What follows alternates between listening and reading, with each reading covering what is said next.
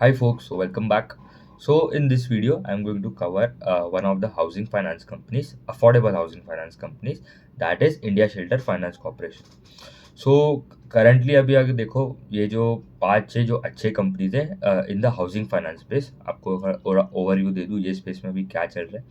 Housing finance space में अभी तक तो बहुत अच्छा ग्रोथ आ रहा था, numbers were good, asset quality में भी कोई प्रॉब्लम नहीं था।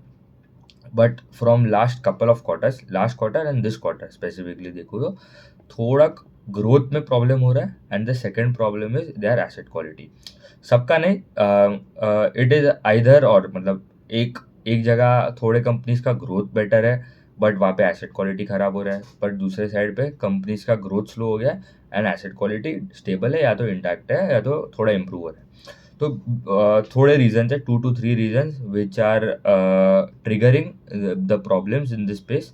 One of the biggest reason is competition. Competition कहाँ से आ रहा है स्पेसिफिकली देखो, कंपनीज हैव हाईलाइटेड कि the competition, the biggest competition is coming from the PSU banks हो गए and the small finance banks. Small finance bank क्यों? क्योंकि माइक्रो फाइनेंस पे इतना जो प्रॉब्लम हुआ, तो इसलिए companies in the small finance bank, सूर्योदय, उत्कर्ष, उज्जीवन, इक्विटास, जना, सब जो है वो उन्होंने सिक्योर्ड बुक ज़्यादा प्रीफर कर रहे हैं। एंड वहाँ पे the best segment to go is आपका होम लोन एंड लैब, ठीक है, क्योंकि उनका भी कॉस्ट ऑफ फंड थोड़ा कम ही रहता है कंपेयर टू एनबीएफसी। तो home loan, LAP, secured book है, सिक्योर्ड एमएसएमई लोन्स वहाँ पे अच्छा खासा एक्सपांड कर लिया इन द लास्ट ईयर, क्योंकि लास्ट ईयर ही प्रॉब्लम हुआ था एमएफआई वाला, माइक्रो फाइनेंस वाला। Second reason was the MFI जो कस्टमर्स थे उनका ओवरलैप हो रहा था विद द हाउसिंग, जो हाउसिंग फाइनेंस के जो कस्टमर्स थे, जिसने होम लोन लिया है वो कस्टमर्स। तो स्पेसिफिकली जहाँ पे टिकट साइज थोड़ा छोटा था, from less than 6-7 lakh, 5 lakh के नीचे का जो टिकट साइज था, वो रेंज के जो कस्टमर्स थे वहाँ पे डेलिंक्वेंसी बढ़ रहे हैं, एसेट क्वालिटी, मतलब they are not paying their loans on time, ठीक है। तो अर्ली स्ट्रेस इंडिकेटर्स लाइक आपके DPD buckets are rising they, 30+ DPD, 60+ DPD, 1+ DPD, ये सब जो मेट्रिक्स होते हैं दे आर राइजिंग। डीपीडी होता है आपका डेज पास्ट ड्यू। ऐसा उसका मतलब क्या होता है? ऐसे कस्टमर जिसके at least 1 day has been past from the date of their EMI का डेट से उन्होंने अभी तक पेमेंट नहीं दिया। 30 डेज मतलब one month has past, 60 days मतलब 2 months have past. So that is 60+ DPD, 30+ DPD, 90+ हो गया तो आपका जीएनपी हो गया, राइट। सो अभी ये हो गया आपका one of the second reasons था ये। And the third reason was the tariff का जो प्रॉब्लम था, because specifically customers that were specifically focusing in Gujarat, जहाँ पे जेम्स एंड ज्वेलरी का, the business hub of gems and jewellery, जहाँ पे सबसे ज़्यादा बनता है, सबसे ज़्यादा मैन्युफैक्चर होता है एंड वो एक्सपोर्ट होता है टू यूएस। वो इंडस्ट्री में जो बिजनेसेस थे, वो जो सेल्फ एम्प्लॉयड कस्टमर्स थे, वहाँ पे एक प्रॉब्लम हुआ। And the second set of customers was the textile businesses that was in Kerala, Tamil Nadu side, Coimbatore Kerala, वो साइड प्रॉब्लम हुआ था। होम फर्स्ट फाइनेंस स्पेसिफिकली बोला है, वहाँ पे उनको प्रॉब्लम होता है लास्ट क्वार्टर। वहाँ पे भी अभी टैरिफ का तो प्रॉब्लम इज नाउ रिड्यूसिंग, तो उतना कोई प्रॉब्लम नहीं है। तो ये थे 3 रीजंस। अभी नंबर्स पे आ जाता है। अब इंडिया शेल्टर, अभी ये जो 5-6 कंपनी जो थे, India shelter, home first, Aptus, Aadhar housing and आवास, ये जो 5 कंपनी में से इंडिया शेल्टर जो अकेला है, जहाँ पे 30% प्लस ग्रोथ आता था अभी तक, ठीक है, 30-35% का गाइडेंस रहता था। And they consistently from last 1.5 year से वो एग्जीक्यूट कर रहा है। सब कंपनीज ने लास्ट क्वार्टर तक they have reduce there guidance. Home first ने 25 कर डाला, एप्टस ने 25 किया था पहले, वो भी 22-24 कर दिया, एंड ये साल तो 21% के आसपास है। आवास ने पहले बोला था 20-25, फिर 18-20 किया, and now they are at 15% का ग्रोथ का गाइडेंस दिया है। आधार हाउसिंग का 20% के आसपास का ग्रोथ गाइडेंस है। एंड होम फर्स्ट 25%, वो भी 30% करता था पहले, नाउ उन्होंने भी 28-30 किया, फिर 25 पे आ गया होम फर्स्ट भी, बिकॉज साइज भी सबका बड़ा हो रहा है। सो अभी India shelter is the only company जिसका गाइडेंस इज इंटैक्ट एट 30%। अभी उनका भी साइज अभी आप देखो तो they are size is also now around 9,000, 10,000 crore के आसपास का उनका लोन बुक का जो साइज है वो पहुंच गया है, ठीक है। सो AUM S crossed around 10,000 crore gross managed assets है, ठीक है। तो ये टाइम है ना, उन्होंने थोड़ा नंबर छुपाए है, अगर मैं ब्रूटली बोलूँ तो क्योंकि उनका जो ग्रोथ आया AUM में, that was around 29% on a Y base, थोड़ा मिस हुआ है, मतलब ठीक है, मतलब 1-8% ऊपर नीचे। तो उन्होंने AUM का ग्रोथ बताया 29%, बट ग्रॉस मैनेज एसेट्स, उसका मतलब क्या, वो को लेंडिंग वाला जो भी को लेंडिंग का भी जो बुक था वो भी इंक्लूड किया, वैसे लास्ट ईयर का भी को लेंडिंग का बुक आया हुआ है, तो वहाँ पे 31% आ रहा है, ठीक है। तो that is in their guidance, right, 30 to 35%। तो गाइडेंस इज इंटैक्ट, 30-35% का ग्रोथ गाइडेंस। 30% ही है अभी, मतलब 35% का कंपनी ने बोला नहीं, मैनेजमेंट ने। तो दैट जो 35% ग्रोथ आता था वो अभी तक पॉसिबल नहीं है, बिकॉज साइज भी बड़ा हो रहा है कंपनी का। तो 30% growth, good good growth company, good growing, मतलब साइज भी 10,000 crore and they are growing at 30%, it is not at all bad. And सब ये कम कम होके भी compare to their competitors it is still they are still at the highest level. 30% का growth. Gross manage assets में as I told 31% का। Disbursements में थोड़ा स्लो डाउन दिख रहा है, बिकॉज कंपनी को पूछा भी था कि कॉल में कि भाई डिसबर्समेंट में क्या ग्रोथ रहेगा फॉर कमिंग क्वार्टर्स, बट उन्होंने बोला नहीं, क्योंकि डायरेक्ट गाइडेंस नहीं दिया, but they have told Q4 में थोड़ा बेटर आएगा कंपेयर टू Q3। डिसबर्समेंट 11-12% के आसपास का ही ग्रोथ है, लास्ट क्वार्टर भी सिमिलर ग्रोथ था। इनका पैट में there was a growth of around 30% के आसपास, 33%, वो अगर वो लेबर कोड वाला इम्पैक्ट निकाल दूँ तो 33% के आसपास का ग्रोथ है। तो ठीक ठाक ग्रोथ है इन देयर पैट, और ऑपरेटिंग लेवरेज भी डिसेंट मिले। और उनका मिक्स, AUM का मिक्स अगर देखूँ तो specifically they have two segment, home loan and LAP. Home loan contributes to 57%, LAP is around 43%। उनका गाइडेंस है होम लोन 60-40 वाला, home loan to LAP ratio would be 60-40 for medium term. तो वो भी मतलब it is in their guided range. And इनका majority जो geographical mix देखो, इट इज़ इन राजस्थान सबसे ज़्यादा प्रेजेंस है, क्योंकि वहाँ से स्टार्ट हुआ था। 31% जो बुक आता है that is from Rajasthan. Maharashtra contributes to 16%, MP is around 10% and UP is around 7%. अभी the major reason for concern का क्या है, it is their asset quality. अभी होम फर्स्ट का एसेट क्वालिटी इंप्रूव हुआ है, जो 25% है ग्रोथ करने का गाइडेंस दिया, नेक्स्ट ईयर भी उतना ही है। एप्टेस का एसेट क्वालिटी स्टेबल है, थोड़ा डिटेरियोरेट हुआ है but majorly it is stable. आवास का इंप्रूव हुआ है, बट उनका ग्रोथ पूरा गायब हो गया, 15% पे आ गया। आधार हाउसिंग का भी ग्रोथ 20% के आसपास है, उनका भी स्टेबल है एसेट क्वालिटी, या तो थोड़ा इंप्रूव हुआ है। तो चारों कंपनी में सब कंपनी का ऑलमोस्ट स्टेबल है या तो इम्प्रूव है, बट खाली इंडिया शेल्टर है जिसका एसेट क्वालिटी है सिग्निफिकेंटली डिटीरियोरेटेड।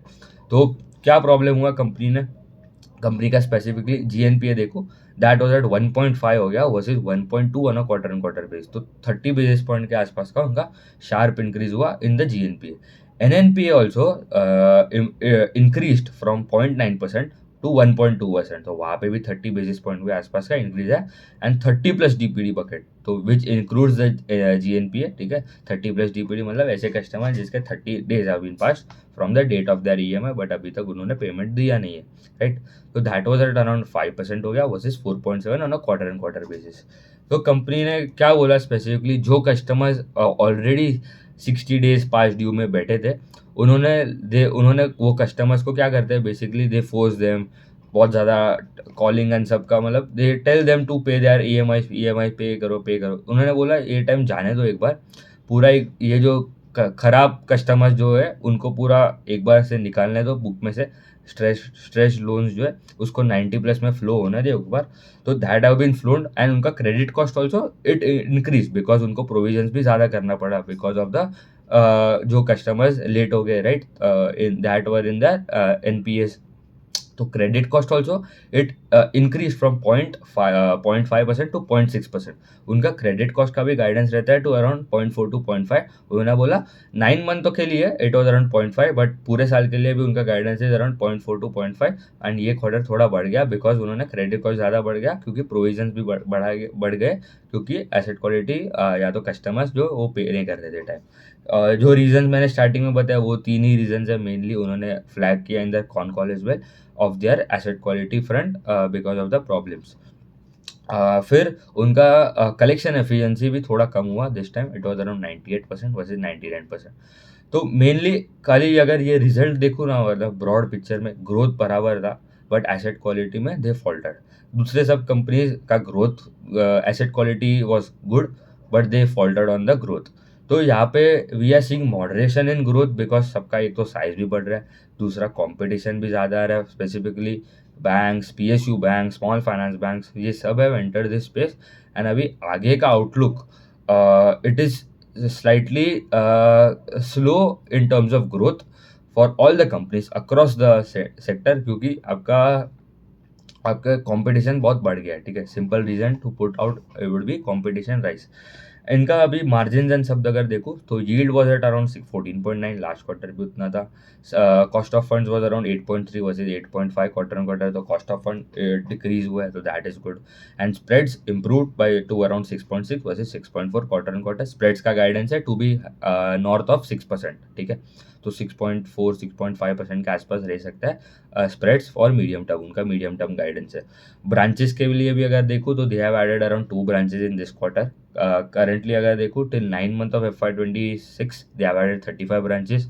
उनका गाइडेंस है 40 to 45 ब्रांचेस ऐड करना है फुल ईयर के लिए, तो दैट ऑल्सो मतलब उन्होंने बोला और 5-6 ब्रांच ऐड कर लेगा तो गाइडेंस मीट हो जाएगा for FY26।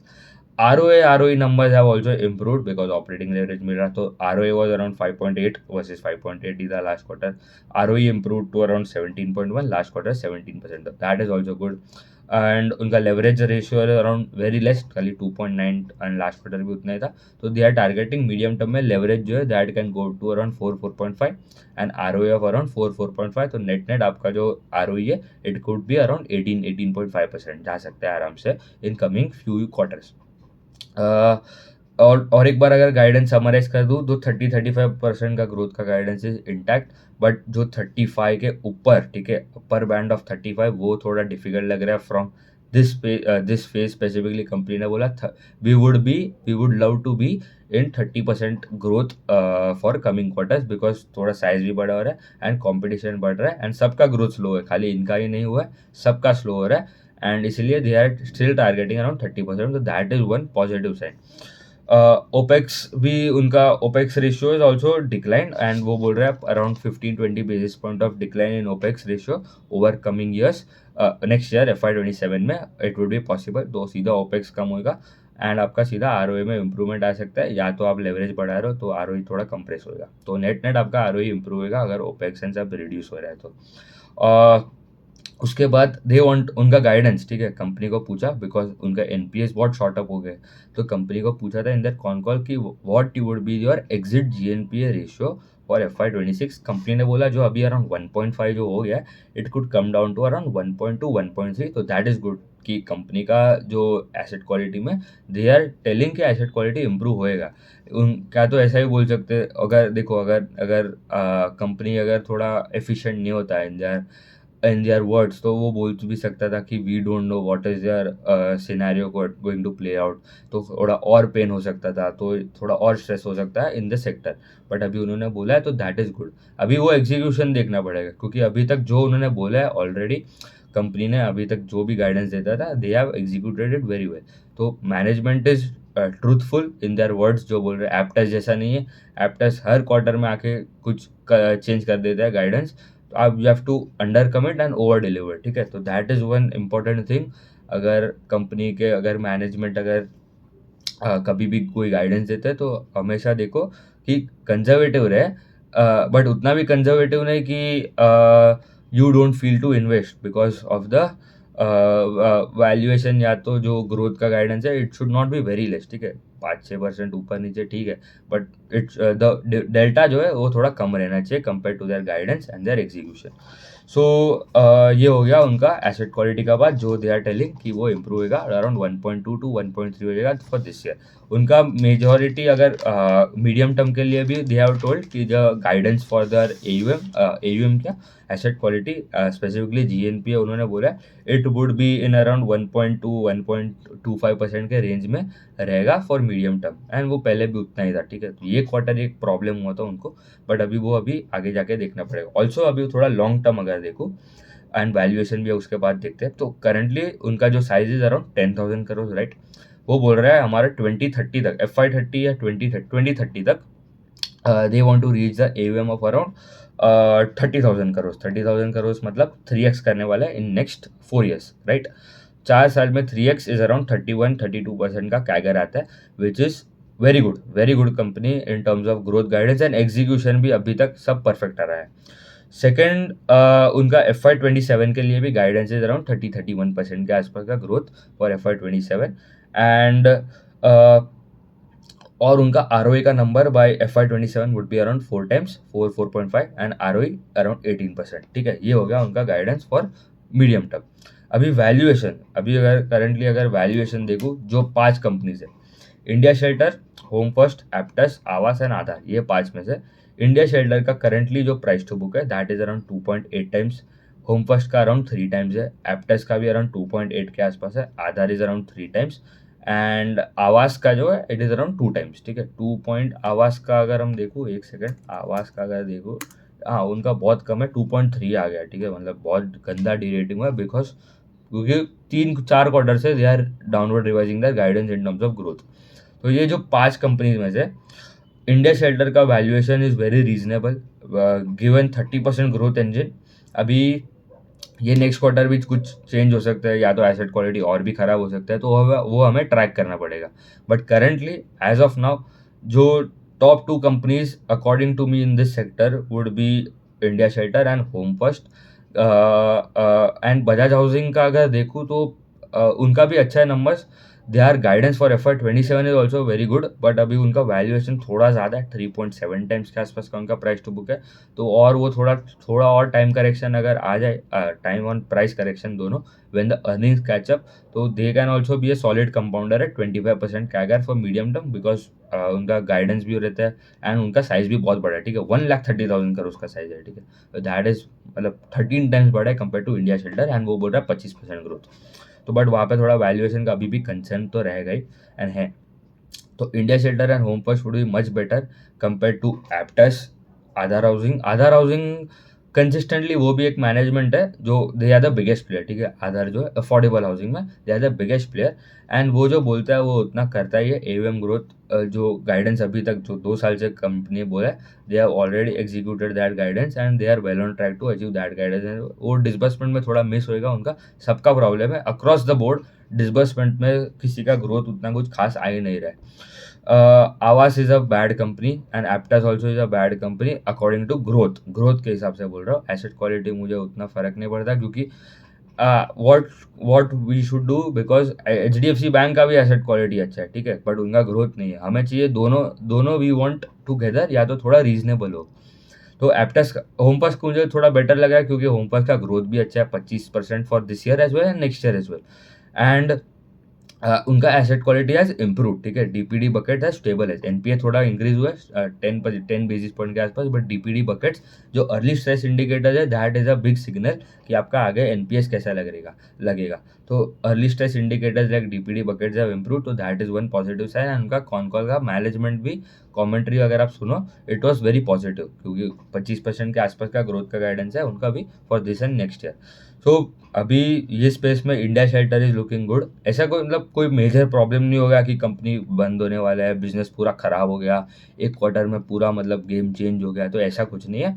Valuation are looking very reasonable at around 2.8 times price to book and अगर यहाँ से री रेटिंग तो नहीं, मतलब जो अगर री रेटिंग आता भी है, ठीक है, अगर वो आएगा it can go to around 3.5। ठीक है, एंड अगर अच्छा बहुत बुलिश केस अगर सिनेरियो देखूँ तो 3.5 टाइम्स के आसपास, क्योंकि ग्रोथ वुड भी 30% बोलनी, ऑपरेटिंग लेवरेज कंपनी को मिलेगा, तो मतलब आपका जो नेटवर्थ कंपाउंडिंग होगा वहाँ से आपको रिटर्न्स मिलेगा मेजरली, क्योंकि जो दूसरे जो बड़े प्लेयर्स है वहाँ पे जो साइज का जो प्रॉब्लम हो रहा है that is impacting there base, impact हो रहा है, इसलिए ग्रोथ वहाँ पे तो गया है। इनका थोड़ा छोटा साइज है, तो they can benefit of the smaller base and they can grow at a better rate than their competitors and valuation भी अच्छा खासा हो गया। अभी अगर ये 3.6 3.8 टाइम्स के आसपास होता तो वो थोड़ा महंगा होता compare to the overall market, अगर हम देखो तो currently in the specifically housing finance space, but it is at 2.7 2.8 which is good. अभी यहाँ पे अगर आपका पोजीशन है, ठीक है, कोई रिकमेंडेशन नहीं, इफ़ यू हैव अच्छा खासा अगर आपका पोजीशन है यहाँ पे, तो आपको अगर कौन कॉल आपने रीड किया होगा तो you know what to do. ठीक है, ऑफ कोर्स मतलब मैं डायरेक्टली रेकमेंड तो नहीं कर सकता, बट जो मैनेजमेंट का कमेंट्री रहता था पहले, it was not that bullish this quarter. तो आपको इतना समझ आ जाए कि हमको ज़्यादा ऐड नहीं करना है ये कंपनी में। और अगर आपको कोई बेटर अपॉर्चुनिटी दिखता है, there are much better opportunities out there currently in this market, जहाँ पे valuation is very reasonable, growth भी इंक्रीज हो रहा है, गाइडेंस अपना कंपनी दूसरे जो कंपनीज है they are revising their guidance upwards, तो आप वो मैनेजमेंट को पढ़ो, वहाँ पे आप ज़्यादा फोकस कर सकते हो कंपेयर टू द कंपनी जो डाउनवर्ड रिवाइज कर रहे हैं गाइडेंस। स्पेसिफिकली इनका बात नहीं कर रहा हूँ, जो दूसरे जो कंपनीज है, ठीक है। आपको पोजीशन साइजिंग भी देखना पड़ेगा, अगर ये आपके टॉप टॉप एलोकेशन में रहता है तो you would face slight problems, क्योंकि कल आएगा it was down around 4-5% because सब कंपनी में प्रॉब्लम है, ऐसा नहीं है कि खाली इनका ही, हाउसिंग फाइनेंस स्पेस में स्पेसिफिकली देखो तो इतना तो हमें मालूम पड़ गया, तो ज़्यादा ऐड नहीं करना है। फिर आप ट्रैक करो नेक्स्ट क्वार्टर, अगर आप मैनेजमेंट का कमेंट्री सुनो, अगर नेक्स्ट क्वार्टर भी खराब रहता है तो then you know what to do, and अगर नेक्स्ट क्वार्टर बेटर रहता है, अगर गाइडेंस थोड़ा थोड़ा इंप्रूव हो गया, then you have to add more. तो मतलब पोजीशन साइजिंग आपको सीखना पड़ेगा, कोई रिकमेंडेशन नहीं, you have to do your own analysis. And if you want to learn पूरा लेंडिंग स्पेस, पूरा बैंकिंग, एनबीएफसी, पूरा हाउसिंग फाइनेंस स्पेस हो गया, पूरा माइक्रो फाइनेंस स्पेस हो गया, पूरा एमएसएमई स्पेस, पूरा lending space from beginner level to advance level, मैंने एक कोर्स बनाया द लेंडिंग प्लेबुक करके, उसका लिंक मैं I will give in the description box, तो you can check that out. वहाँ पे आपको पूरा बिगिनर लेवल से एडवांस लेवल तक इनकम स्टेटमेंट कैसे देखना है, बैलेंस शीट कैसे देखना है, all is been analysed in detail, peer to peer भी कैसे करना है। तो ठीक है, उतना ही रखते हैं, थैंक यू।